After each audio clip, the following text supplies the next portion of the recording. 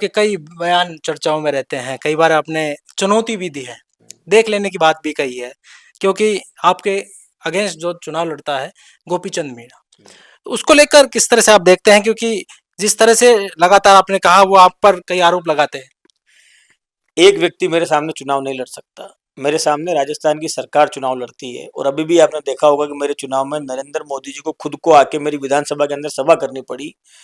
तो मेरी किसी व्यक्ति से लड़ाई नहीं है, मेरी लड़ाई विचारधारा से है।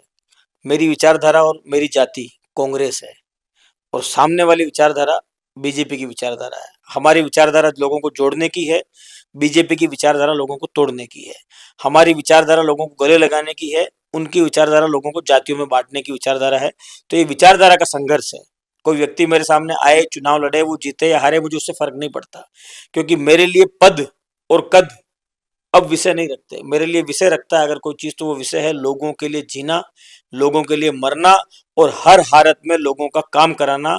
और धीरज गुजर जब तक जिंदा है तब तक लोगों की आवाज बनेगा, बेसहारा की लाठी बनेगा और लोगों के कंधे का सहारा बनेगा। बनता आया हूं, आज भी बन रहा हूं और आगे भी बनूंगा।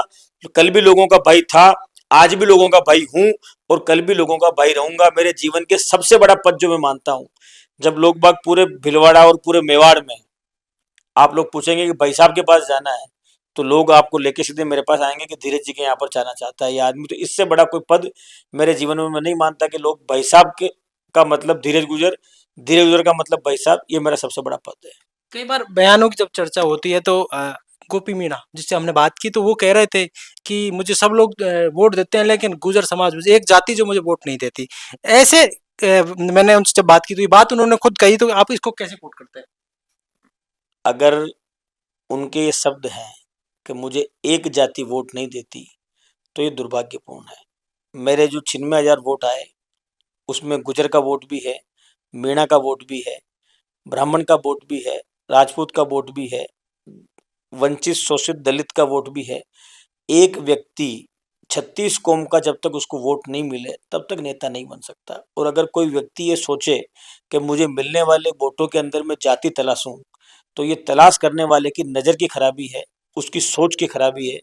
उसके ऊपर मैं टिप्पणी नहीं करना चाहता। धीरज गुजर तो अपने आप को सौभाग्यशाली मानता है कि मुझे जितना प्यार गुजरों का मिला, उतना प्यार मुझे मीणाओं का मिला, उतना प्यार मुझे ब्राह्मण और राजपूतों का मिला, उतना ही प्यार मुझे रेगर बैरवा और बड़े समाज का मिला। 36 कौम मेरे साथ खड़ी है और धीरज गुजर 36 कौम की आवाज है। इसे मैं अपना सौभाग्य मानता हूँ और 36 कौम के लोगों का मैं भाई हूँ।